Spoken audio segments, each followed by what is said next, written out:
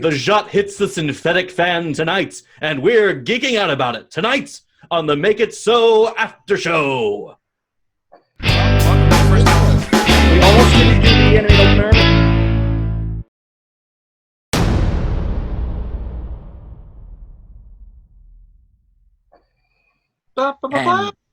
And welcome to the 9th episode of Make It So, the Star Trek Picard after show, in which we are, by chance, reviewing the 9th episode of Star Trek Picard, the first part of a two-part finale, season finale for Star Trek Picard, called Et in Arcadia Ergo, which we'll be talking about what meaning we can take from that Latin phrase. But first, let me introduce our co-hosts, starting off with our stalwart producer, Justin Burton. Justin, how are you faring during this pandemic? I'm doing quite well, surprisingly. I'm held up. I'm just, what is that noise? I'm doing what everybody else is doing right now. So just sitting back and waiting this out. All right. Well, keep up the good work. And joining us for the first time in a few weeks, finally, the pantsless one, Sean O'Halloran. How's the pandemic going in Las Vegas? Well, to paraphrase Quark, as far as pandemics goes, this one's not so bad. And joining us, our guest, Jason Kovalik from the great state of Utah. How are you doing, Jason? And thank you for joining us. Good. I'm doing good. Enjoying my Corona shaken and not stirred. Indeed. And the Eyebrows of Doom has, of course, started off announcing the show. Ross Bullock, how are you doing? Nice to fit into the role that I started out with in the show. It's good to be back. I've got cold Earl Grey and fruit punch, and I'm good to go. My drink of choice tonight, chocolate milk. Joining us also is our new co-host, Travis Litton, admin of the biggest Star Trek fan group on Facebook. Thank you for joining us, Travis. Always happy to be here. And last but not least, our mascot Index, better known to the world as Sun Seal. How are you, Sun? I'm horrible. You'd think being an AI, I'd be okay being quarantined, but the internet, my God, I can't connect to anything lately. I know. You need a hug. I need an internet hug quick. I'm giving you virtual hugs. But I'm doing it from 6 feet. Yeah, 6 feet. Or, several thousand miles. Right. Social distancing. No social distancing on this show. Let's jump in to this penultimate. We're all socially distanced. Well, we're nerds. That's why. All right, so we're jumping in, folks. To start talking about Star Trek Picard finale, let's start with the big question that hit everyone's mind watching the opening credits. How many people freaked out when they saw special guest star Brent Spiner?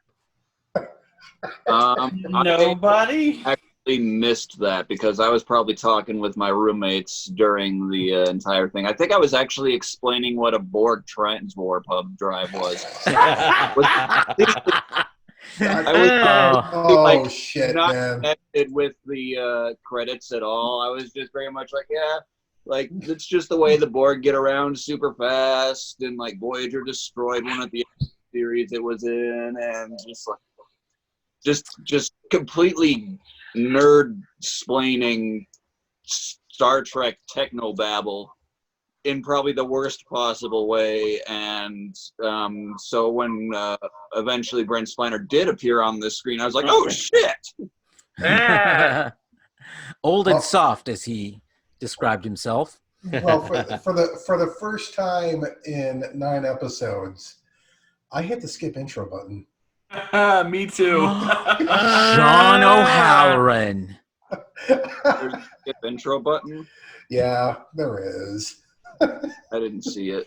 Do you subscribe through Amazon or CBS All Access? I think CBS All Access has it too, though. No, they don't have it on CBS All Access. Okay, well, so that must be an Amazon function. Amazon does. Yeah. I see. So, I see. Well, see, if you guys subscribe on CBS, Well, get it. Did anyone beside me see Brent Spiner's name in the opening credits? I completely spaced it. Wow. How about you, son? Work with I me don't here. get to see the opening credits when I watch. You don't get to see? What? Yeah, I don't get to see opening credits when I watch. Sorry. Okay. Next All right. you. Well, then we'll move on from that one because obviously No one's going to ask anything more about No, that. no. Okay, we'll just move on. Okay. Okay. Alone in this endeavor. I shall. Okay, so let's go to the top of the charts here and cut to the chase, as it were. This is the episode in which we find out that the Zhat Vash were both right and wrong about the destroyer, synthetic life, and the end of organic life in the galaxy. Was that a surprise to you? No. No. Because That they were right and wrong? we also found out that the Borg were not created by the Romulans. We did? No, we did not find that out. No. There's They nothing just that we see received in that no episode that further hints indicated that that. it could be. Save it for the Smackdown. We don't have the hammer yet.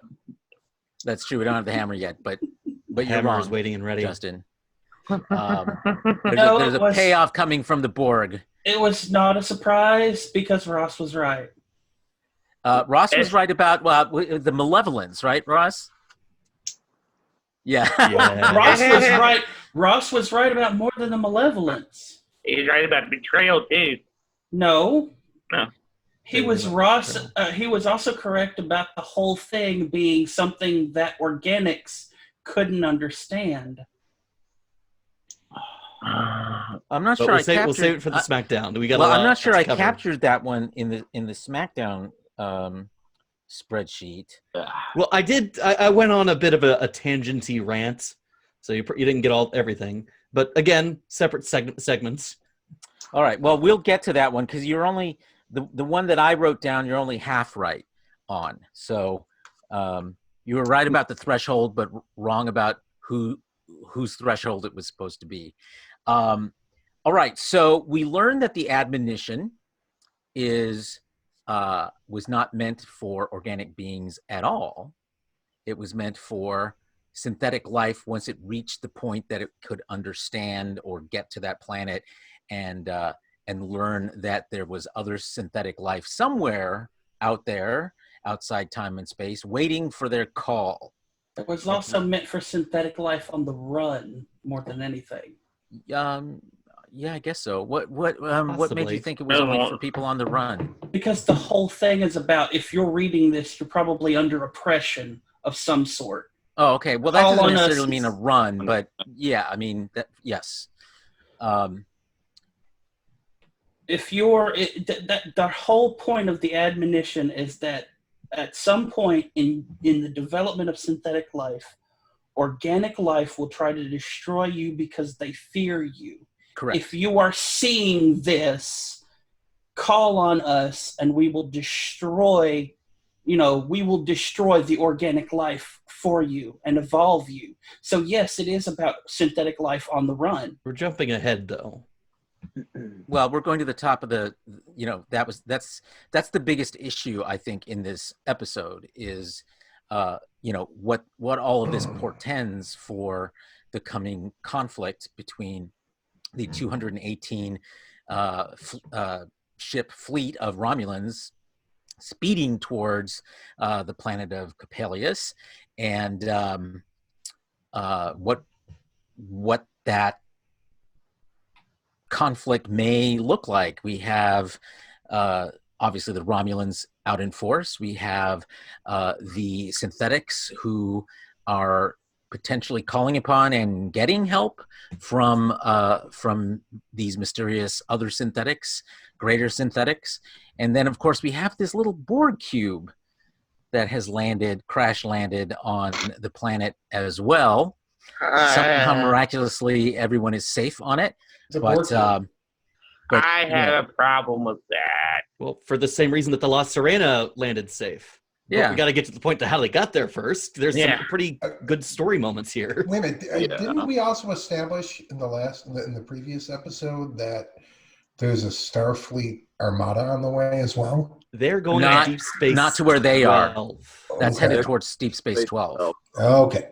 Yeah. Wasn't I'm saving Picard that for the calling after show. out? We're to not Starfleet? there yet. Okay. Yes, Picard was calling out to Starfleet. We don't know that they got the message or not. Pick up the phone, damn it! Okay, so let's backtrack a little bit as to the beginning of the episode as the La Serena emerges from the Borg transwarp conduit and heads towards the planet of Capellius, which responds to their arrival and the arrival of Narek in, I love the name of his class of ship, the Snakehead, who begins attacking them. And then we see, this was trippy. This was like the trippiest thing for me. These giant orchids, space orchids, come up and sort of envelop them in order to bring them down to the planet, soft land them, but also completely like depower them. You know what that reminded me of? That scene from the original series where the giant hand grabbed the Enterprise. That was Who Mourns for Donna. Yeah. Yes. Yeah, Lauren's right. I almost thought that the Adonias. Adonis. Go ahead, Travis. I almost thought that the orchids themselves would be a direct reference to Dodge, since in Remembrance, she says that she is named Dodge because her father created a new orchid. A new species of orchid. Yeah, Well, there you Dodge. go. There's your species of Flowers orchid. is kind of a running theme for the synthetics. In Yeah. the last episode, we heard about Beautiful Flower. Beautiful and that was Flower. literally his name. Right. It's a really And also synthetic butterflies. And a synthetic cat. Let's be honest. Who else kind of clenched a little bit when that Borg cube just dropped out of the transport I conduit? cheered. Well, I was excited, but then also nothing happened with it. It crashed on the planet. I'm like, God damn it. I wanted to see at least some, Borg cutting beams come out. That It didn't. just showed It up. gives you an idea just wink, how Arlo. powerful those orchids are. If they can depower an admittedly damaged but functional Borg cube, that's some pretty powerful. Yeah, and I think equipment that right Borg there. cube actually was fully regenerated. I don't know about fully. It was still. Looked pretty damaged still. It still had the big gaps. Did it? I thought those were Yeah, covered up in the episode. There were before. definitely some force fields in play. I saw. Yeah, that. I saw force fields in play too. I wanted to point this out that Carlos brought up the name of that attack fighter is called the Snakehead. FYI, that is keeping in tradition of Nemesis, and I will show you why. Because from Nemesis, we had the Scorpion attack fighter, Right. which is right Mhm. there on the screen. So just to let you know, a nice little call out, as it were. Indeed. All of the Direct fighters reference. seem to be named after other, Creepy crawlies. something like that. Yeah. All right, so La Serena crash lands. And then the best scene happens. I assume you're talking about Picard. Nope. You have Rios lighting the lighter and it flashes between everyone. Oh, yeah. That was nice. A nice That's intervention cool. Very, there. very suspenseful. Very dramatic. I like that you could hear the lighter. And they still use lighters, apparently, in They still Someone use was butane, I They guess. still late create 25th century. fighters in the 24th century. He uses it to light his cigars. Yeah, exactly. Practicality. Since cigars. And we can dispense with this theory I saw the other day that Rios is a fucking hologram. That's very silly. Oh my god. Yeah, no. I think we pretty much smacked that down last week Yeah. With prejudice. with extreme prejudice and a band hammer. Well, not extreme prejudice. That would cause damage here, and I don't want to do that. So here's an interesting thing. As the orchid attacks, as it were, if we can use that word, Picard passes out and starts talking. And I thought it was interesting that, everyone freaks out and he wakes up in sick bay. and everyone, and finally tells everyone that he has this brain illness that and it's terminal. Now, the thing I thought was interesting was what he said when he went into that stupor, like he was channeling someone. He said something like, "Thank you for bringing everyone together," or something like that. Do you remember that? Thank you for coming, everyone. Thank you. Yeah. Yes. Thank you, son. Which I thought that's a little plant about something. I'm not sure what, but we'll. I was picking up very similar vibes. I almost thought like the orchids themselves had. I almost thought the orchids themselves were life forms and communicated through Picard to the crew. Now, of course, that wasn't the case, but it's definitely feels like it's something that might come into play next episode. Yeah, well, we'll see for sure. I mean, we don't know for sure, but hopefully we'll see. Okay, so the orchids bring everyone down, and Picard finally tells everyone he's sick and is going to die. And one of my favorite lines, he says, anyone who starts treating me like a dying man runs the risk of pissing me off, which I think is the first time Picard has said pissing me off. So that was kind of cool. Go ahead. The 2 thumbs up for me. That's all I needed to say. Indeed. Okay, so then we can move to the next bit as they leave the La Serena, and they realize that the Borg cube has also come down, and Picard reminds everyone we have people on that cube, including, well, they think Hugh is still alive. Hugh, rest in peace. And of course, Elnor, and they don't know about Seven.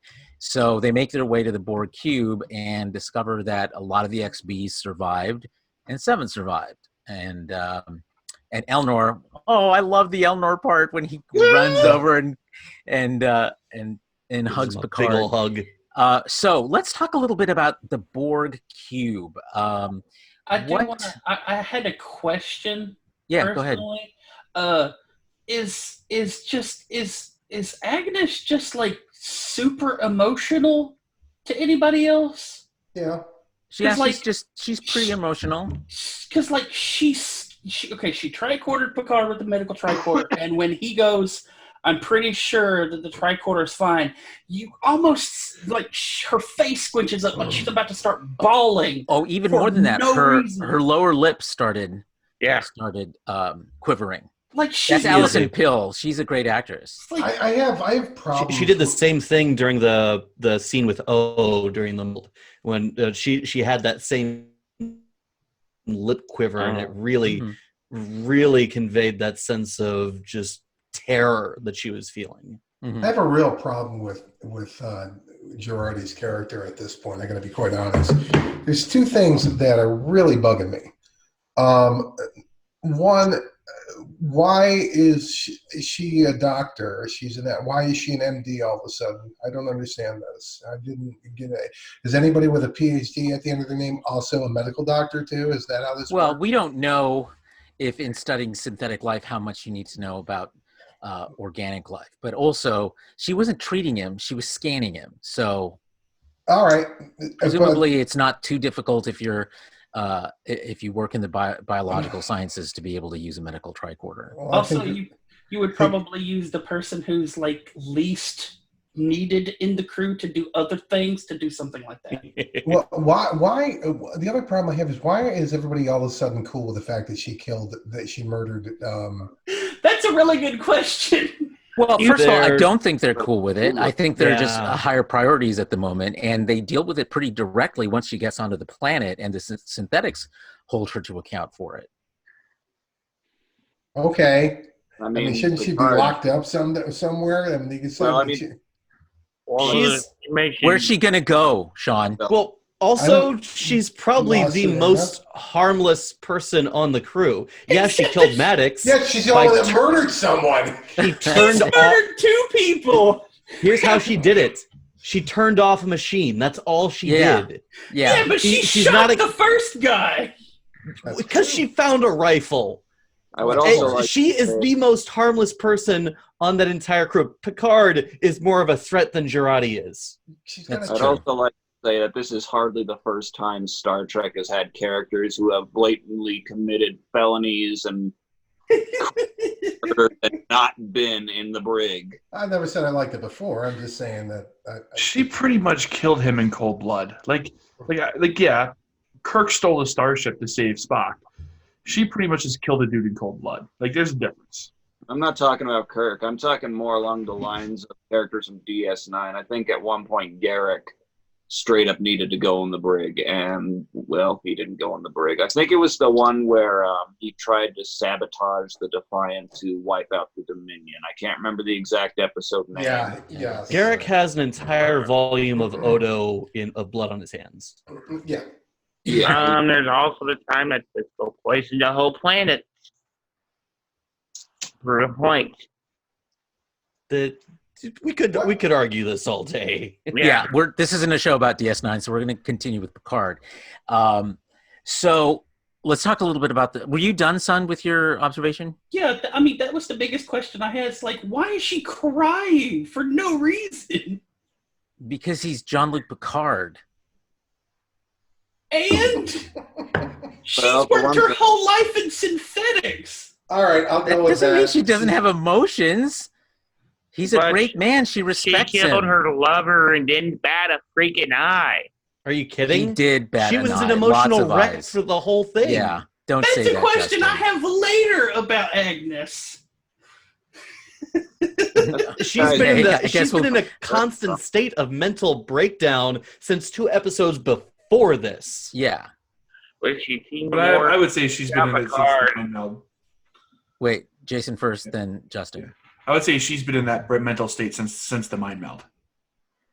Yeah, I mean, one could argue that even experiencing the admonition secondhand did kind of drive her a little insane.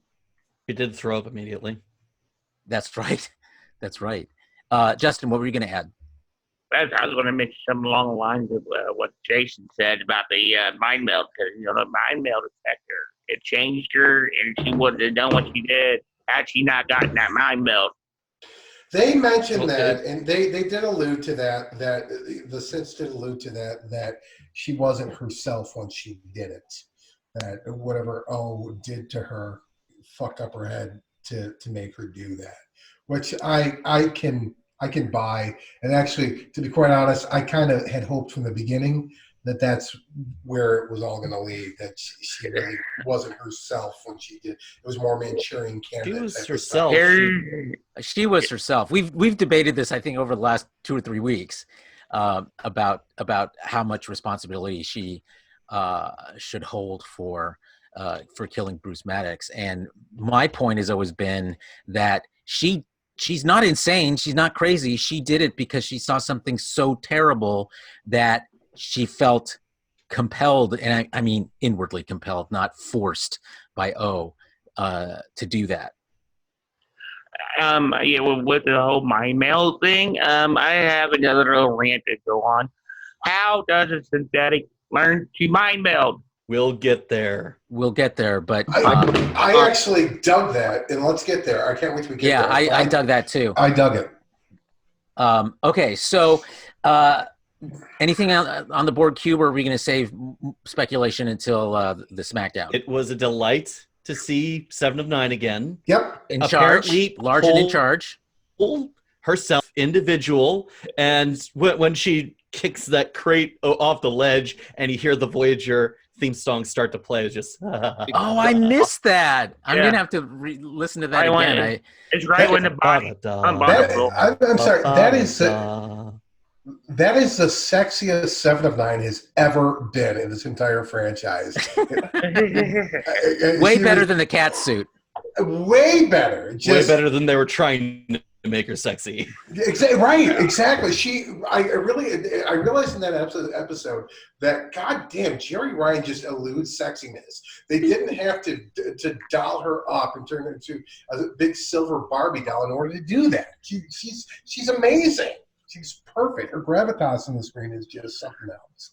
I So about the Borg scene, there was this thing that keeps happening. It keeps happening because this is like the second time it's happened now. I think I know what you're going to say. Go ahead. So Picard walks in, Locutus, Mhm. and he literally, like, he almost leaps back because it starts, like, it triggers PTSD Yeah, totally. until Elnor pops in and goes, Picard! I was so waiting for Picard to raise his hand up and then go, high five, bro, as soon as he said Locutus. Just the way he said it to him. It was like... I wonder if it was the same XB, too. But, yeah, I thought that was I kind of a think it cool... was. It looked. I was thinking the same thing. I think it was the same one. I'll have to go back and watch the episode now. Let's see if it is the same one. Yeah, good plan. Anything else you wanted to toss in there, son, before we move on? I really think that's going to be a sticking point for Picard going into season 2. The Locutus thing? Yeah. Right, him still battling the PTSD of being Locutus and all this kind of stuff. Well, I think the fact that they brought it up is significant in some way, well, we can wait for the predictions, but I think to go into detail, but I think we are not done with the Borg in this season. That this is something else is gonna happen with them moving forward. So. Okay, shall we shift over to Capella Station? We forgot about one thing. We forgot about the fact that Picard passed the torch to 7 at the end of the little scene there. He what, 7? He passed the torch. He said, "Oh yeah, that was actually." Yeah, that was actually. She said, "Go and save the galaxy, Picard." And he says, "That's all on you now." He passed the torch. And side note, one thing that I want to say, I loved the angry reptiloids and homicidal fungi moment. Oh yeah, and the best part though was what she said right after, which was, "That's a thing." And asshole It's a Robbie, thing. you just gotta love Robbie. You gotta love Robbie. He's such a fun character. She really is. I think she's really one of the standouts on this. And I think next week, one of the things I want to do is sort of do a character ranking and just sort of see how the different characters resonated and how you would rank them. So think about that between now and next week. Right. Is Yeah. we all know who number 1 is. Oh, well, we know for you. We know for you. And maybe me. Who knows? Fidget spinners. Okay, so something's set up. 7 of 9 says they're going to be repairing systems, blah, blah, blah. And so they take off to Capella Station where they finally meet Soji's brothers and sisters. Well, this is also where we find out about the number of the fleet as well. Yeah, 'cause they get the Right, sensors. that it's The long-range 218. sensors. Yes. And they all have an old shit moment. Yes. Whole Yeah, we bunch knew it of- was big, but that's pretty huge. It made me wonder, by the way, okay, like, where did they get all those ships? I mean, Romulus was destroyed. Same thing. It has been 20 years, fine. So, yes, they would have rebuilt something or moved operations somewhere, but that's a lot of ships, and presumably that's not their entire fleet. So that seems like quite a bit to me. Well, this is Jacques Ross. They probably had their own fleet.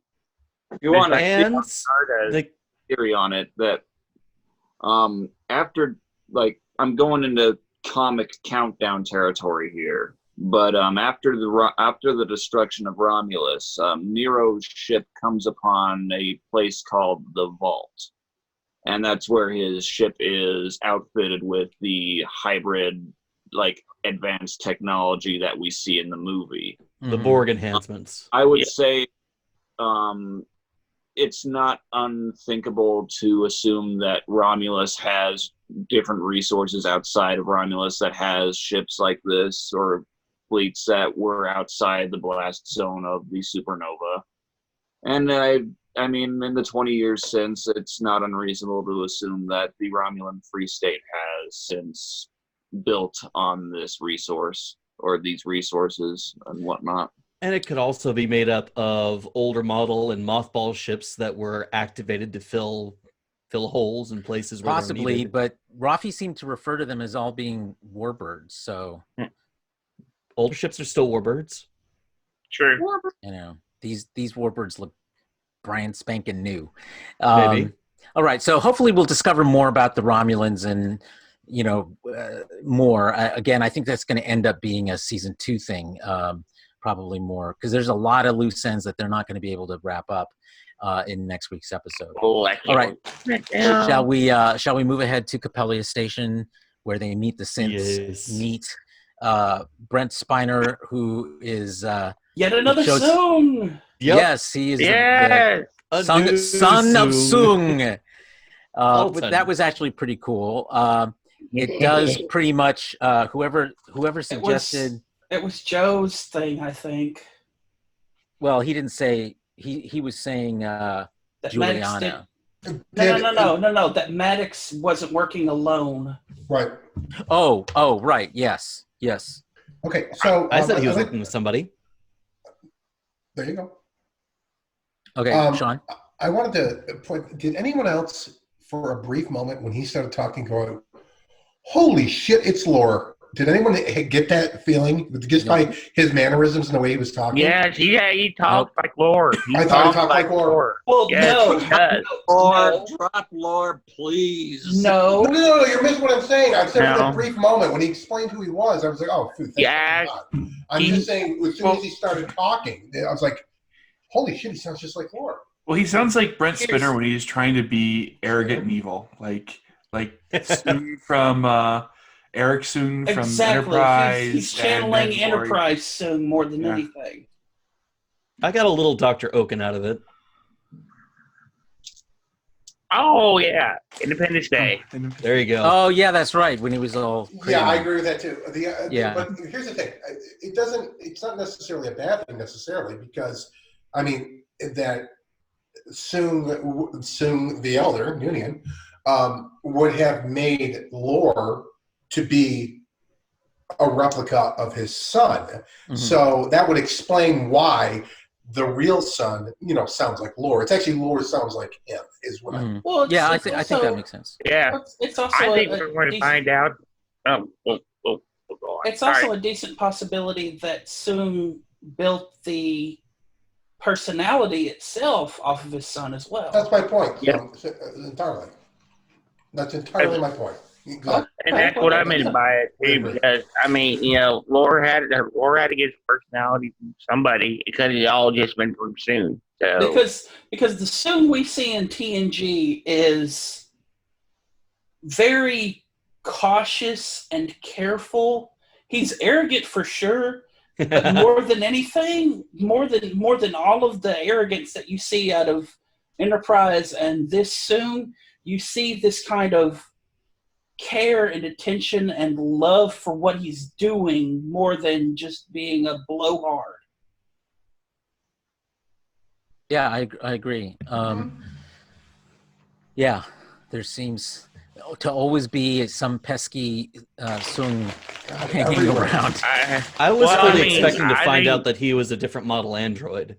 I That thought he was another Sung type that we didn't know about that was designed to age. Well, in the same way as Juliana. they literally kind of dispelled that very. I know. Yeah, It's really just what quick. I was expecting when I first saw him. I did too. I wouldn't thought be so, too. Like I said, I thought it surprised. was Lore, very briefly. I would be surprised to find out that there's actually another Soon brother, and there's two of them. Well, see, That doesn't make any the, sense. the other we He's didn't know about organic. this one. Well, I mean, He's organic. Well, yeah, but we he didn't know could have about this one, He did could we? have had a twin. We don't know. the, We didn't know about him. The other Right. thing is when we first saw him, my thought wasn't just on that he was synthetic. It was, could this be the twin of what do they call it? Beautiful Flower? Because every other synth there had a twin, and this was like Yeah. an individual. Fun fact: almost all played by twins. Yep. Yes. Also, fun fact: the the Harry Mudd episode with the androids, they were also twins. Duplicate copies of the same Ah. model. And that is exactly why I hate you. I don't know that there's a connection. I just think it's interesting that that's how they turn up, and that's the last time we saw lots of androids like that. They were also twinned, but Susquicentiplets. I went right to the Harry Mudd short trek where there was just lots of Harry Mudd. Speaking of which, by the way, you can now pre-order the short treks on Amazon for release on June 2nd on Blu-ray. all the short treks to date, you mean? Yeah, they're coming out on Blu-ray on June 2nd. Oh, okay. How much is the set, do you know? $20. I just ordered it while we were talking. That- Okay, so let's talk about these synths. There's they all know Picard, apparently, because and Data seems to be. I mean, they do sort of talk about him like he is their progenitor, and we meet Sutra, the one who looks like Soji, except kind of golden skinned and has the Data eyes, right? Did she have Data? Yeah, she had Data. Yes. So she turns out to be a villain, I guess. Is that how you guys took it? Well, Not immediately. Not at first. Complicated. At first, Yep. At first, she was a synthetic capable of mind melding. Yeah, and which is cool. When she drops the fascinating catch, Yeah. or not, the catchphrase or Yep. whatever, when she dropped that word, I did begin to ask myself, like, okay, where are they going to go with this? Because I don't know I don't know if I like how she said that just I'll now. be completely honest. I didn't think of Data at that point. I thought of Spock. Right, exactly. I thought Spock too. I gotta Spock say, too. I loved the distinctiveness between her and Soji, Yeah. and with the rest of the androids in this community. Mhm. She has her skin color is very distinct. She's got the Data eyes, but her hair is much more loose and flowing than pretty much Mhm. anyone else And there. longer, yeah. Who are She's typically either the girls are tied up or short, the guys are short or bald, and just the way she moves, the way she carries herself, she's definitely as expressive and feeling as Soji is, but she presents very much as an android. And that was very interesting to me, and I think kind of sets the counterpoint to Daj, who is supposed to present as fully human. I think that's going to be an interesting play, and I think they're going to play off each other quite a bit. They did in this episode, though not directly, but the follow-on, I imagine there's going to be a lot of interplay between those two. I'm loving this actress. The name escapes me, but Issa Briones. Issa Briones. She's good. Yep. She's Yeah. very good. So watching this all unfold, seeing the synthetics, seeing Soji, seeing Sutra, it sort of unfolds that you're watching Soong iterate upon his creations. Mhm. And Sutra and her twin, the one that becomes the diplomat, were probably at that stage where Soong was able to start making something like Soji, that had the flesh, that had the connections, the neural connections, that could do something like a mind meld. Mhm. And that's where I think that she was able to study and perfect creating a mind meld. It's because she could physically actually do it. Well, I think that we're at the point now where we're looking at these synthetic life forms, and the point is being made that they are actually life forms. These are synthetically made, but these are just as alive as any other life form. Not that they haven't made that point a million times in Star Trek, but this really drives it home. They've crossed the threshold here where they can do mind melds. I mean, what I'm reminded of is 2 episodes ago where Troy could not read Soji. Right. So it seems to me that Soji has not crossed that threshold. But what's the other one's name? The one who does my Sutra? notes. Sutra. Sutra. Okay. She has. So what does that say? I don't know. It's just something I picked up on. So Michael Chabon was asked, "What's required for non-Vulcans to do mind melds?" And his exact answer was, "Brain function that mimics or can be modified to mimic that of Vulcans, for one." Yeah, that's what I thought. It's like, it's not, I mean, these are flesh and blood androids. It's not unreasonable to assume that they have enough data on Vulcan technology to synthesize this. Yeah, exactly. Right, but at the same time, my point is that they still don't have readable emotions. Troy can't read her emotions. So That could it's simply be But an is effect of the frequency of their impulses. They can't read Ferengi either. That's right. And keep in mind that, like, even though Troy can't read Soji's emotions, she's clearly feeling them. Yeah. right. Well, I wasn't. I was just, that she could never read data either. Is my point. Okay. Right. And that was like, a roadblock for data. It's just little things like that were roadblocks for data. Even if he didn't say, I want to be read by Troy, that's not really what I mean. It's like, data was always trying to find his humanity. And there were certain things that he could never do, like, he could never really truly grow old, because theoretically he could live forever if he just. Well, that's one of the things we discover is the issue organics have with synthetic life, is they don't get old. According to the admonition. Right. Yeah. So a couple of things that struck me here.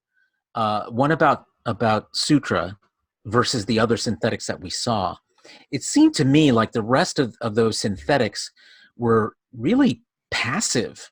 All of them except for Sutra. Well, so I'm not sure what that means. And that was compounded for me by my second observation, which is they were all sort of trotting about just like Angel 1, which I hated it then, didn't like it so much now. Did anyone else get that vibe? Yeah, I kind of felt that. and I Yeah, think we well, can figure out it's which meant- one. And when they were Okay. talking about data, the first thing that came to my mind was like this reverence that they talked about data with. It was kind of like when the Ewoks found C-3PO. I mean, our Lord and Savior Goldenrod. So. It's supposed to seem like an innocent community free of sin, because the majority of these androids, they've lived their lives in this secluded community that is safe and separated from the evils of the galaxy. The only synths there who have felt pain and loss and the difficulties of the outside world right now are Soji and Sutra, who lost her sister on the Ibn Majid, and presumably beautiful brothers, or beautiful Flowers' brother, whom we haven't met yet. I hope we do, so I can get a picture of what he looks like. But that experience certainly colors her and Soji in a different way, and I think that's one of the reasons why they seem so different. But this also brings up a question again that we never thought about. If it's what I think it is, save it for the Smackdown, because I have a theory on it. Well, we don't know until she says it. She's not a mind reader, man. But. Go ahead, son. It's not Sutra. We have 2 sets of the same twin, It's and exactly. we've had one pair called the Destroyer. Right? Instead of Destroyer. it possibly being the first pair. Oh, you're saying that Sutra is the destroyer. And Exactly. because she looks like Soji, Yeah. they assume Soji's the destroyer. That's why, and that's why the crazy lady got confused. That makes Yeah. sense. Yeah. And both of them did have a sister that died. Are you the one who died, or are you the destroyer? Right. Hey, right. Oh, right, Kudos right. to Unskill. You and I Light are bulb. slaves. I was going to save it for the Smackdown, but oh well. I've got more fun theories. That's a good observation, man. I agree. That's one of the ones I was looking at as well, because I mean, we got she's clearly the destroyer. So what if the other one was also part of the same batch as destroyer? I mean, it just makes sense. So here's a question about the synths on Capella Station and their role vis-a-vis the new Dr. Sung. Is he technically their leader, or is Sutra their leader? That's a good question. I don't know the answer. I mean, they clearly respect him. They also respect her. I think you're programmed to respect him, though. I don't think so. I think I don't it's think so. honestly, I believe it's a case of I hate saying this. It's a case of Sung from Enterprise all over again. They respect Sung for being the creator, as it were, but somebody else is the leader.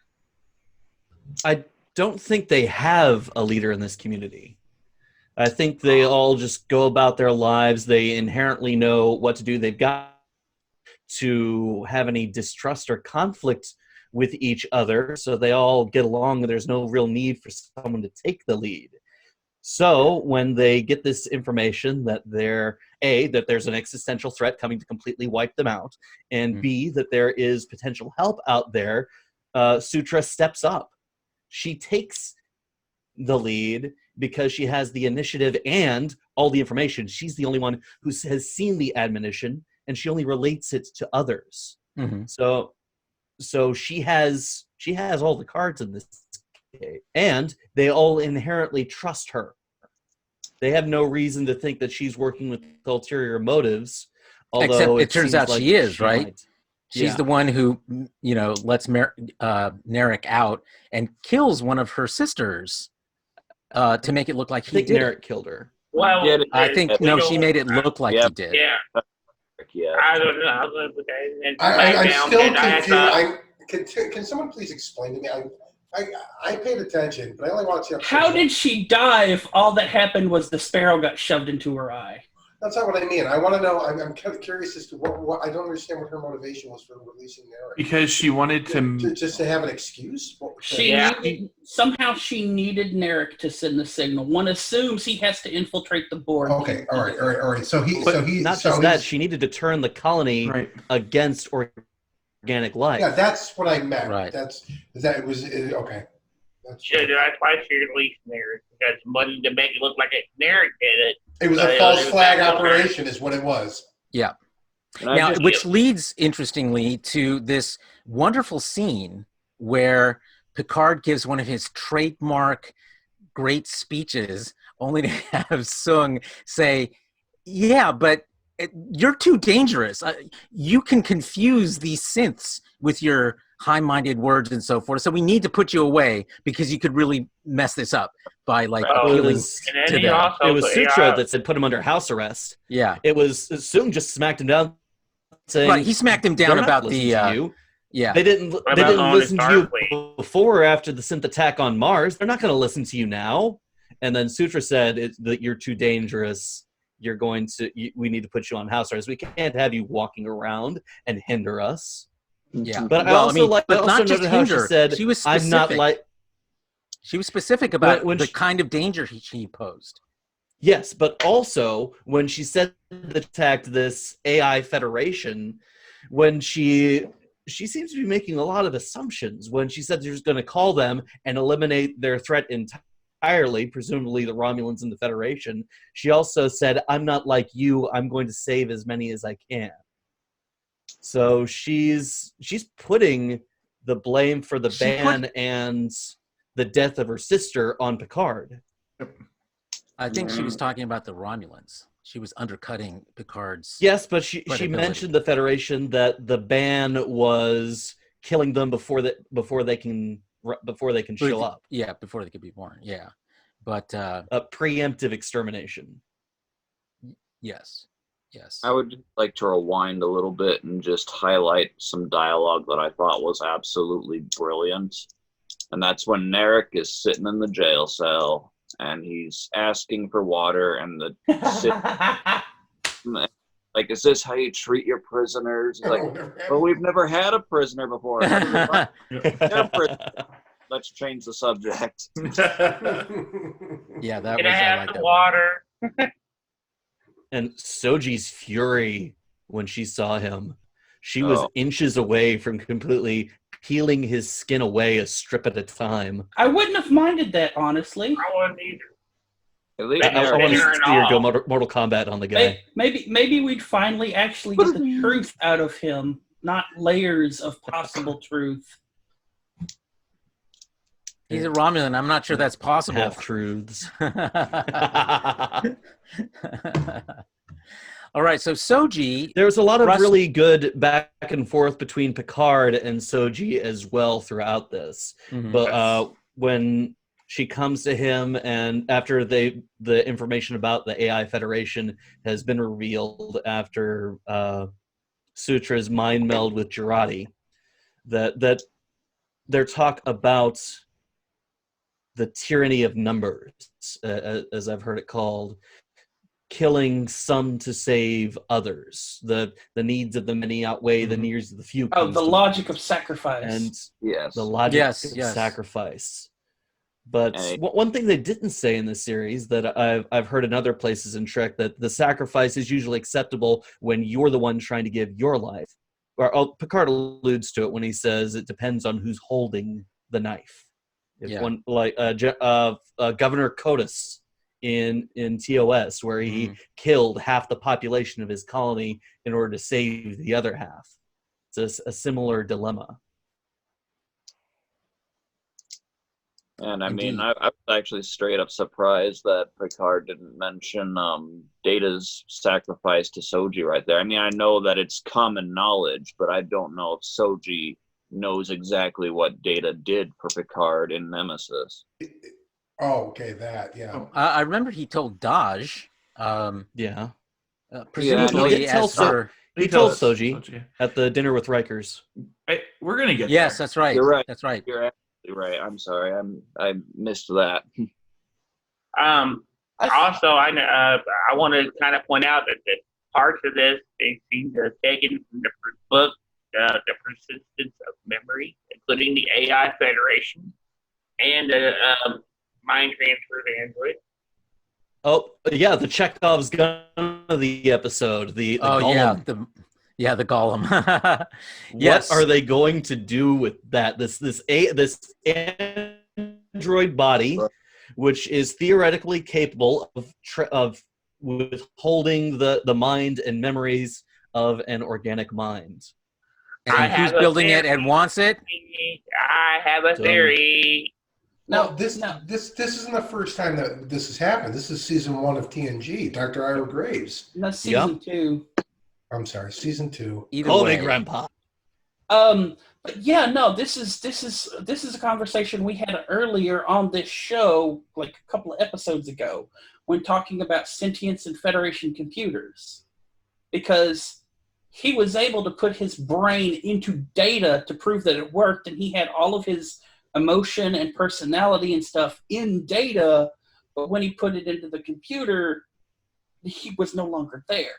Mhm. His memories and his data and all his other stuff, it was all there, but he was there. He lost his soul, knowledge, quote, unquote. the information was all there, but his soul was gone. Right. Right.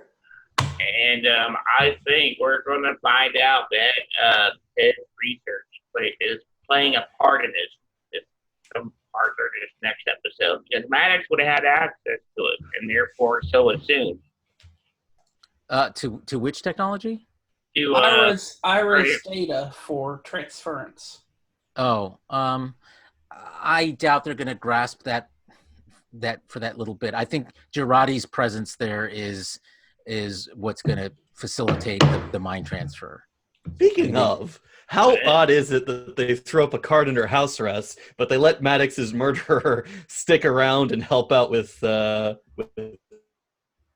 Yeah, because she's willing to help Sung. She's on the team now. We think.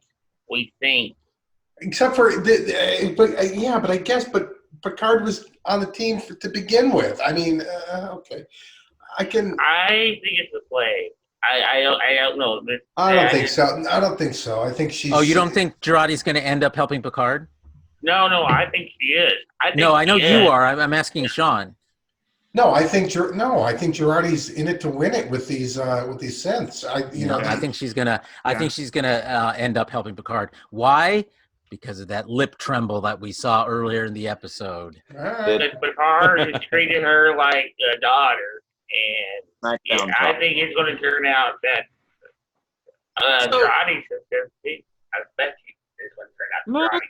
Smackdown talk. So Sean, I'm glad you're here tonight. Do you have your button? Don't. The no button? No, it's under quarantine. It hasn't been wiped off yet. Oh boy. Another sanitized, man. I need the no button for Chris and Agnes, please. Hang on. I'll get the sound effect going here. Another Chekhov's gun moments was the device that's I forget the synth's name. It fixes things. Yep, and you just have to use your imagination.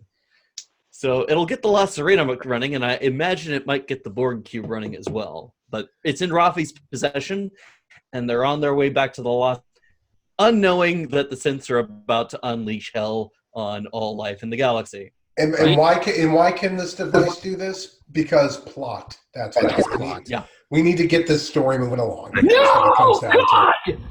Thank you. Well, I mean, thank you. It's clear that the Capellian station is built on technology. I mean, they obviously are highly technological, not as much in space flight, although they did have a ship, but they built the Orchids. So they're not. They built 12 of them in a matter of hours. And they also no! I did not get that impression at all. No. They had them on reserve. When they first asked them how many Orchids they had, they said they had 15, and now they have 10. Later in the episode, they said they had 24. Well, on hand. Yeah. In a hours then. I'm not sure about that. Where did that happen? The second one? It was later in the episode. I forget exactly. I mean, I remember them referring to the number of Orchids, but I didn't think. But it was a larger number. They were in the process of making more. We'll have to check that out. I mean, they've got good building techniques. You see it in the trailer that when they're building the antenna. I mean, clearly they're using nano probes or something. So I mean, they said explicitly, given time, you can make a lot more, but they don't have time. So that's where I thought it was sort of written off. Because even if they have 10 more, that's not enough to deal with 218 Romulan warbirds. Could I rewind just a little bit? Did anybody else get all heartwarmy when Rafi was like, "I love you, Picard"? Yes. Yeah, very sweet. I'm breaking the rules. That was a very sweet moment. I thoroughly enjoyed that. And humorous too. And also socially awkward. Yep. I love it. Well, I love how Picard was gonna not reciprocate. Right. And got 2 beats away and then was like, "I love you too."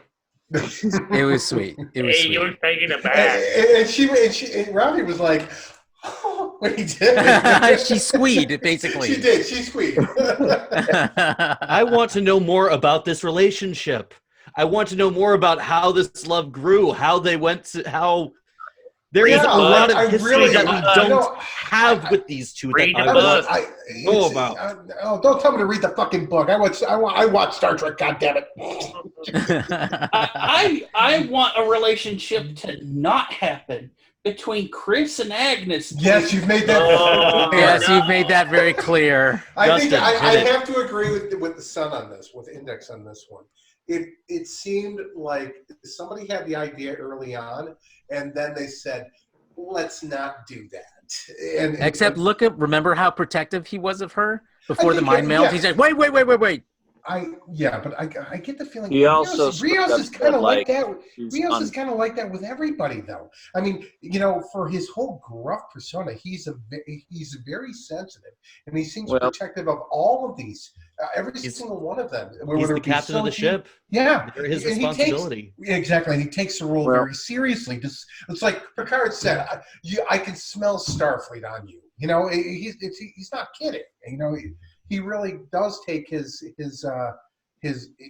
crew members, safety very seriously. Whoever he's in charge of. So well, I mean, and later in the episode, he and Girardi have a private moment together, and she says, "At least don't forget me when it's time to go." And he says, "You're many things, but you're not forgettable." Oh, yes.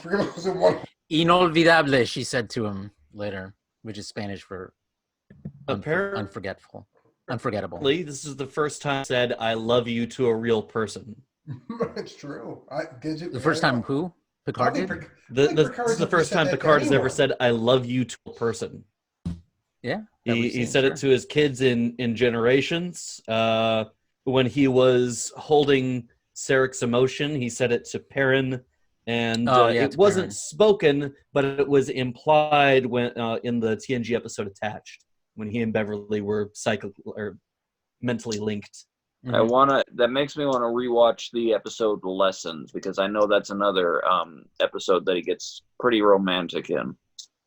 Yeah, it's about the only episode that really is romantic. I never bought the whole Picard and Vosh thing at all. I thought that was forced. That was ridiculous. What about the Inner Light?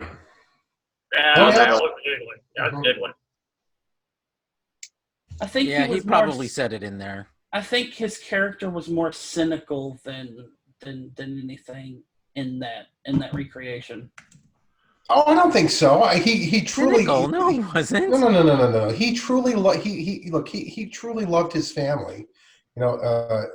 He truly cared about them, and of course he was terrified for what he knew was coming, for them. But I never got that feeling. I would like to dispel. Okay, maybe cynical is the wrong word, but like when they're carting him out to the launch, and they the entire program changes to go, "This is you." Right. Say this is in the whole time that they're shuffling him out there really isn't a crotchety dude. Well, one of the things I would like to dispel, though, that I don't think we've talked about this, and this is one of the complaints that has come up, is that Picard never liked children. That is horseshit. Picard made it. It's very clear from the beginning that it wasn't that Picard didn't like children. Picard just didn't understand kids. Right. And as the series progressed, the way he dealt with children also changed, in the way I think of the episode. I think it's Disaster, where he's trapped in the turbo lift with those kids. It's a wonderful episode with him and how he handles kids, and he handled it beautifully, like a dad, like a grandfather. And so I like seeing that softer side of Picard. But those episodes don't feed their narrative. I know, exactly. Right. Yeah, There was the episode where he's playing surrogate father to that teenage kid who was adopted by an alien. Right. Yep. Right. Yep. Don't forget the episode where he was a kid. We try to forget that episode.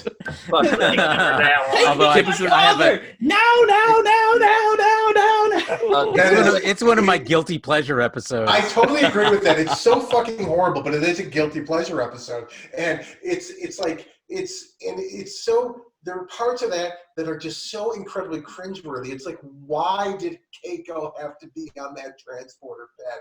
Who wrote that thing? That was a good idea? To have those beyond awkward moments between Miles and Keiko.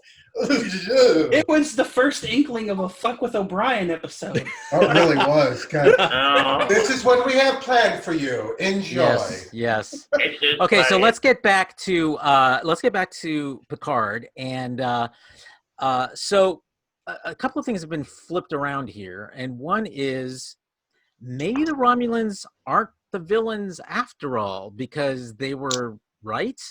The organic life is in danger from synthetics, and if they get to them before they're able to contact the big synthetic aliens out there somewhere. I will disagree with you Go ahead. because they're only a threat that the AI Federation is only a threat to organics if they are threatening synthetics. The way I interpreted that message as Sutra spoke it will defend synthetic life if it is being oppressed. If synthetic life is created that isn't being oppressed, that isn't being threatened, they will be uplifted, and the organics that created them will be left alone. But here's the or at question. least they won't be harmed. Well, However, if the synthetic life has been created and they are oppressed, if they have come to sentience as, say, a labor force or something similar, like, you know, Cylons, Geth, and so forth, then this AI Federation will defend them and wipe out the threats once and for all. Okay, but here's my question about this, because the question remains, and I'm looking at this from the Romulan perspective here.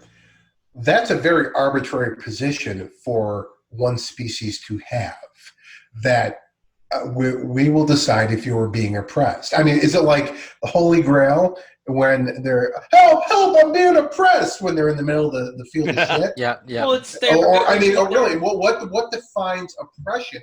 And you know, I understand the Romulan's perspective in that we don't want to wait around to find out, is what it comes down to. Right, but you also have to understand that this AI Federation also has its prime directive, hence the need for the signal. True. I think it's That's sort of like, who was it who was talking about that? Remember when we were talking, Picard was having a conversation with someone, was it Rios, where they were talking about a threshold? the Cochrane line. Yeah. Who was he talking to? That was him and Rios on the bridge on Mhm. Night Watch. Yeah, so it's that the was Cochrane- basically the plant. Yeah, exactly. The Cochrane Jason. line. Yeah. So we found the synthetic line. I think it's a little bit of a chicken or the egg argument, right? So, Right. are the Romulans the bad guys because they're trying to kill the synth, but are the synth the bad guys because they're being oppressed? They're gonna, I think you can get into a really circular chicken or the egg argument here, where I think something just has to break the cycle. I mean, this is what I was talking about a couple of episodes ago, where it's like, could you just break the cycle with Soji being nice? Well, that could happen. She may. She's with Sutra now, but I think it's entirely possible she will end up Taking over. Well, not Well, necessarily, Look but I at think Soji's experience up to this point. Soji, I think, is the linchpin to this. Yeah. Clearly, is what I But think is it she comes with down Sutra? to. No, I think perhaps both of them. Perhaps they can, they can both come to common ground and stop all this. I mean, I don't. I think they're going to have a big old fight. I agree. There's going to be a lot of hair pulling. There's going to come a life that was her that killed the other android, and not Nerd, and all hell will break loose because of it. It's going to be another Equinox episode. They're going to have a Spider-Man pose at one point where you. Index, did you just reference the 6th to 7th season 2-parter of Voyager Equinox? Is that what you're talking about? Yes. Okay, I see your point on that, and you very well may be correct that cooler heads are going to prevail, and they're going to say, you know what, this is a bad idea. But there's going to be a lot of destruction beforehand. I want to know who these fuckers are. That's what I'm most excited about for the It's next Control. episode. Oh, fuck off. I think you're right. You can fuck right the fuck off with that. Even though I don't believe that, it is. I mean, is anyone else a little bothered by the fact that the big bad in both Discovery and Picard is essentially an out-of-control AI that wants to destroy organic life? No, and I'll tell you why. Because I have this theory about these two franchises that they are going to be linked by a common thread somehow. So I'm kind of okay with that in this new era of Trek. So that's why I'll let it go. No, I'll save my thought for the SmackDown. Okay. Ross is saving for the Smackdown. Son, what were you going to say? I said no. There it is. There we go. There's a gift. No, because it's not. Elucidate, What? please. This AI Federation is not the bad guy at this point. Well, no, they're not at this point because but no one's an called AI, them yet. An AI is the question. Well, not the question, but there is an AI at play here that is our, I guess, ultimate villain in all this. We just don't know. I mean, this is so weird. We really don't know a goddamn thing. We're 9 episodes in and we're really not sure. So. Well, and it's funny because they're basically calling them in as literally a Deus Ex Machina. Yeah. God in the machine. So it'll be interesting to see how that gets resolved. I mean, we have 1 episode left. Whether they be show the up machines as gods, not the god in the machine. Oh, well, yes, yeah. Well, I think we need to start a petition with CBS, by the way, since everybody else is releasing shit early. I think they need to release Discovery Season 3 early. What do you think, guys? Well, Yes. My only question on that would be, I would wonder if it's still in post-production. And It's if, still in Yeah, it post-production. is. It's got to be still in post. And the thing is, even though a lot of post-production can be done socially distantly, it could take them longer because yeah, they're doing it that way. the way I see it, it's at the very earliest, it's late spring, very earliest. And even then, I'm skeptical it'll come out at that point. Well, we'll see. We'll get a sense, I think, once we wrap up Picard. It'd be nice if they would release the second episode to the last episode of Picard early, because there's going to be last episode. Nah, it's all right. No, it's fine. I want this a little spread out here. I think Society will last at least 1 more week. I hope. Yeah. Okay, so did anybody look up the painting that the title of this episode is based on? Oh, it's based on a painting? Yes. Yes. No, I left that a to pair smart, of paintings. I left that to Yes, a smart pair people. of paintings. Good point, Ross. They're a pair of paintings, just Yep. as we've seen a pair of paintings. 2 of Soji. versions of the same one. Yes.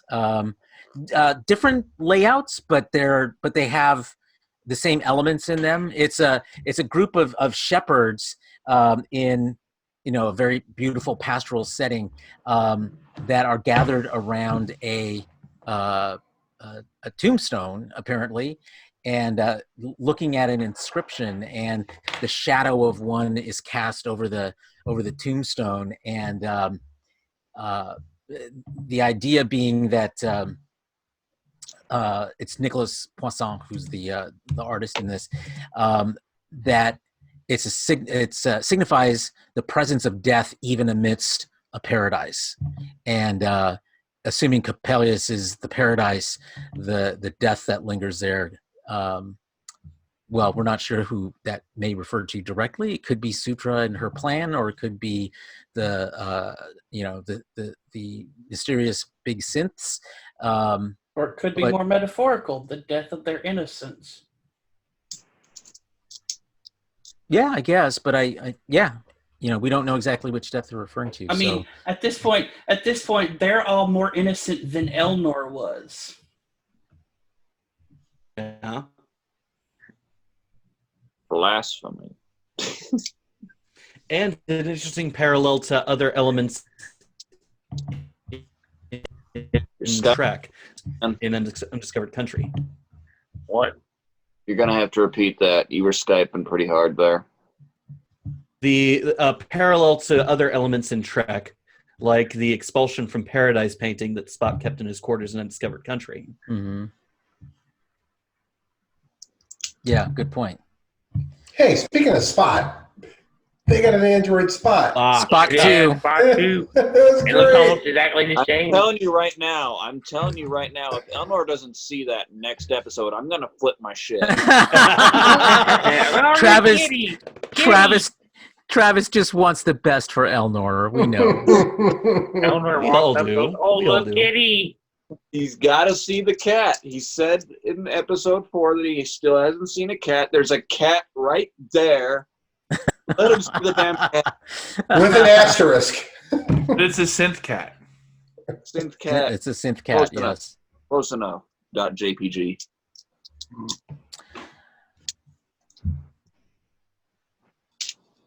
Okay, so last question. In the admonition, remember that we also see Data's face as part of that, and they repeated that again this time. Yep. Which Okay, wait a minute. What distinguishes Data himself as a face between any other suit type android? Because it was taken from the dream sequence in the first episode. Right. And Data sacrificed himself Because for others. as far as I know, because as far as I remember seeing, we didn't see uniform on the android. no, it's just What his android? face. No, it was literally the same shot from the opening sequence of the first episode. So are Yeah, they It could represent the Soon type android, but the image that was there was Data. Mm-hmm. See, this is why I have a problem with the admonition itself, because it seems more and more like it's drawing on whoever's seeing its thought processes more than it is actually showing off something. You know, I think you may be right, and I think we talked about this a little bit last week too, son. The idea that, you know, if the admonition has been there since time immemorial, why would we be showing images of stuff that happened after it was constructed? Yeah, Because it's being updated. especially considering a lot more shots in this full admonition Well, have the Delta. Not on like, it. I mean, it's not like time travel hasn't been a thing in this series before. Well, also, It hasn't been in the this beings series. that created the admonition, presumably the AI Federation, are beyond time and space, and they are watching and listening.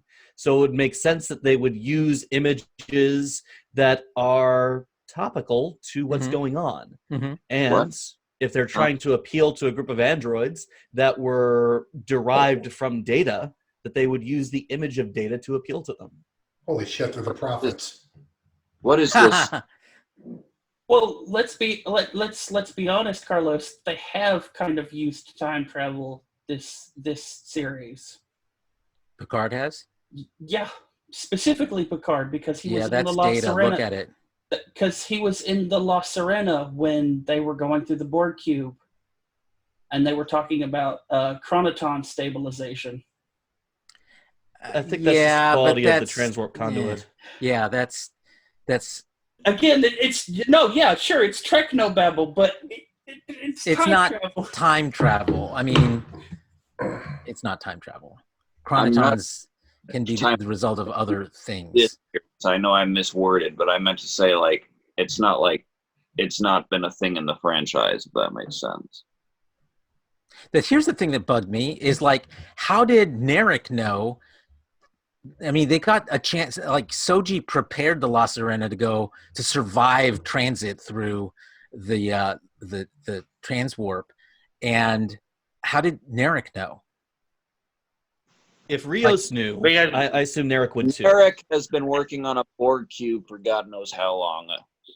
But how did... And Romulans would probably have already known about the transwarp conduit and knowing about a transwarp conduit doesn't mean you know how to use one. Who says If they Rios don't? knew how to use one, the Romulans probably do too. But how did he know Go ahead. How did he know that was the transwarp conduit aperture exactly that Soji and La Serena were going to go to?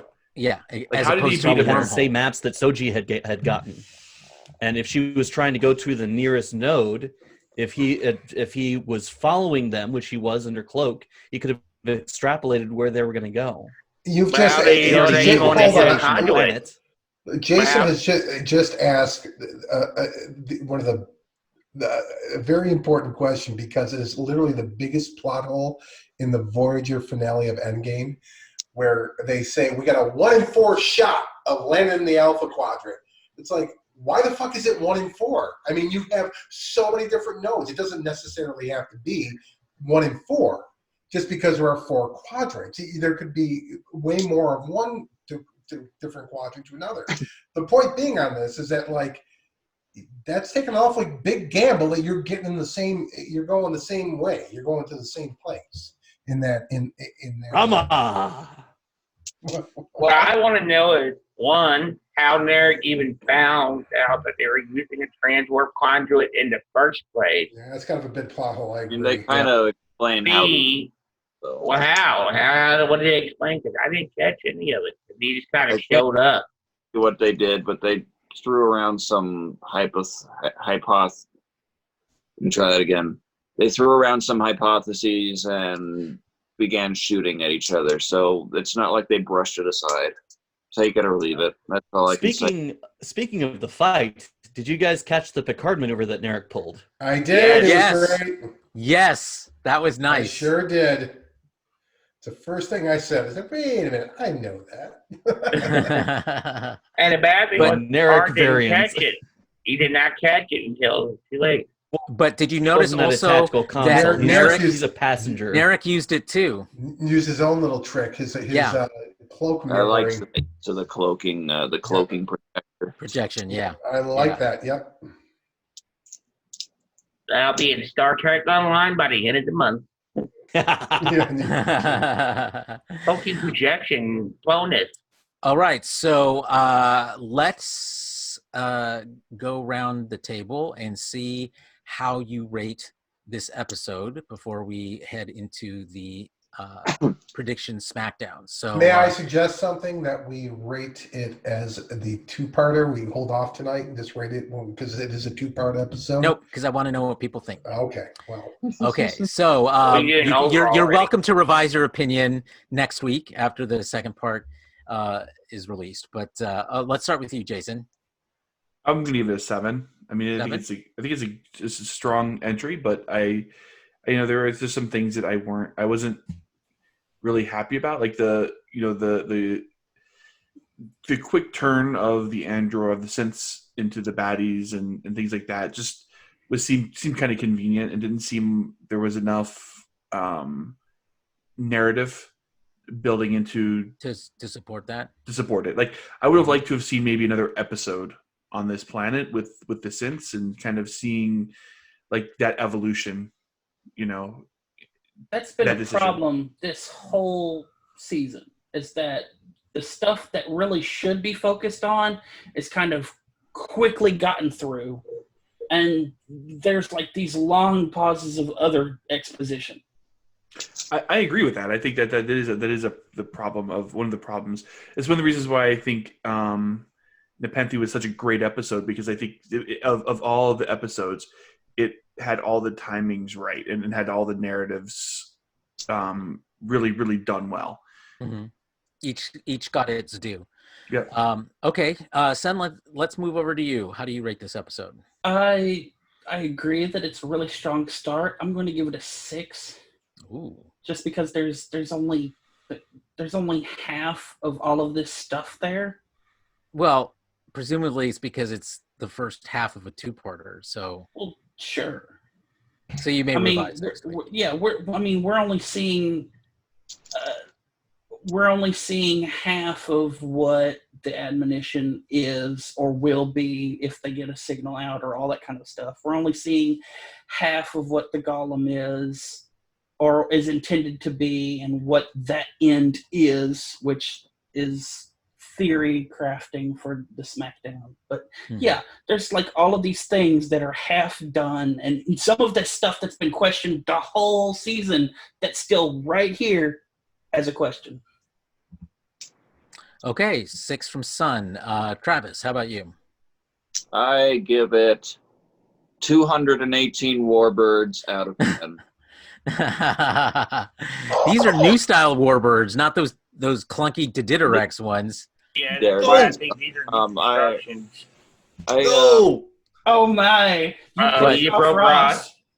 Sorry, we got to see O go full Romulan. Oh yes, Oh, yeah. that's right. Why was she called Commodore? Why does Romulan use Commodore? They've never Why used not? Commodore before. You don't know what they have and haven't used? I mean, you know what they have, but you don't know what they haven't. Yeah, Romulans exactly. not been dissected as other races have in Star Trek before. So yeah, I'm with Carlos on this one. The final scene of this episode is O standing tall and Yep. regal on the bridge of her warbird, Mhm. giving orders to in preparing for the final assault. We zoom out to see this wicked looking forward turned warbird, completely original design. It is so cool. Yeah, Yeah, it was I a love great. the new It was a Romulan great And the way. fleet forming up behind it in the warp streaking effect.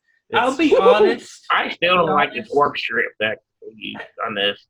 Half of me watching that scene from the next time, I thought I had to squint and get close to the screen and go, is that Giorgio? No, that's what? It did not strike me that way at all. But anyway, as far as a rating is concerned, I'm probably with Jason in that it's a 7. I would say it's probably closer to an 8 than a 6. But as far as the setup for first or second part is concerned, I thought it was fine. All right. Stay there. And now to the eyebrows of doom. What do you think, Russ? I give it 4 Borg spheres out of a Borg cube. There was a lot to love in this episode. Yeah, there are a few loose threads, but as far as the ride that Star Trek Picard is taking me on, I am throwing my hands up in the air and screaming with every twist and turn in excitement. I am eager to see how this series concludes. I'm sad and terrified that the next episode is the conclusion, the definitive end of this season and this story, and I want more, but I also want the resolution. So You'll get. let's see I what think happens. you'll get a resolution, but you'll also have something hanging that leads us into season 2.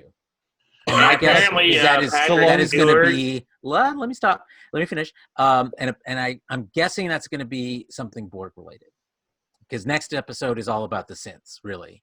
So Cool. there's still loose ends with the Romulans, the Borg, 7, that cube, the XBs, etc. So there's something's going to happen with them, I think. Okay, Sean. I'm with Son. I give it a 6. I had a problem with this episode in that I thought it tried to cram way too much into it without really giving us much to go on. I didn't think it was really substantive. There are many parts I enjoyed about it, which is why I'm giving it a 6. But overall, I got to the end of it like I did with a lot of episodes in season 1 of Discovery, going, "That's it," and just being surprised that it ended. And there were a lot of loose ends in it that just it's like, and not just loose ends, but things that were just quickly dismissed. Like, we have this tool, it's going to fix your ship. Oh, okay, that's it, done. And moving along, like I said, because It's a first of a 2-parter. Yeah, but I don't expect. I mean, they're really going to spend much time explaining us how their little their ship toy, their ship gun, whatever it is, will fix. The ship. I think that if it has something to do with successful resolution of this confrontation, you will see it again, and you'll learn a lot. If more the about best it. of both worlds aired tonight, and you saw the cliffhanger for the very first time, would you complain about the loose threads then? No, not at all, because these loose threads were like Voyager loose threads in this. It was just a whole bunch of shit shoved together in an episode. Best of Both Worlds is not that. Best of Both Worlds was tight as hell. It's part 2 that suffers, and it doesn't suffer that much, but part 2 does suffer. But it's not the same thing. It was just, again, there's a lot of stuff crammed in there that we're just supposed to accept, and that's what my issues are with it. Hopefully, the second part of it will change my mind on it. But I mean, look, it's not like I don't like the show, guys. Okay. I just Okay, Doomcock. I know. Yeah, Basically, that device is the remote control from that Adam Sandler movie. Yeah, It does exactly. look like that. You're right, Click. son. Oh my God. Click. Except Bed Okay. Bath & Beyonds are all closed now. Yeah. All right, let's head back over to Justin. How do you rate it, Justin? I'm gonna do 7 because, like I said, we don't have the whole story yet. It's good so far, and I hope this next part fills in the plot with what I think is going to happen, turns out, and everything kind of falls in line. I think we're going to get a lot of answers to our questions, and yeah, well, I'll do another rating probably, as Carl suggested. After we see the final episode, probably revise it just for an overall story. But All yeah, right, you'll get it. it was all right. You'll get a chance to revise.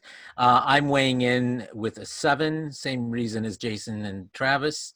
And that winds up this episode of Make It So as we wait with bated breath for the second part next week. I know I'm excited for it. I hope you are too. Thank you to our co-hosts for joining us, as well as our guest, Jason Kovalik. Jason, you must come back next week because you need to be able to weigh in on the second part. So please come back. It'd be great to have you. And any final thoughts before we move into the Smackdown? One real quick thing, real quick. Looks like Patrick Stewart and LeVar Burton are on Jimmy Kimmel Live, so I don't know if that's tonight or whatnot, but they just posted a photo on Facebook of them together. So just to let all the fans out there watch. They were on earlier this week, so the clips are already on YouTube. Okay, cool.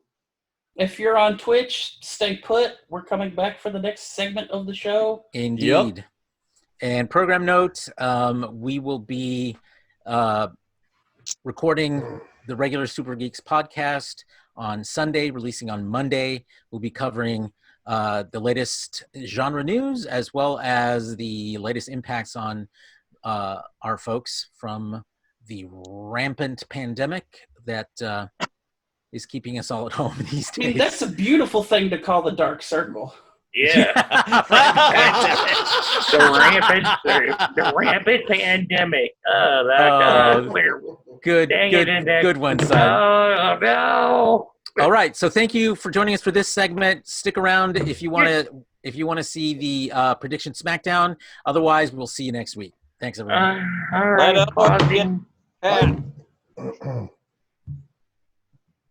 A fun theory. I've got a very fun theory.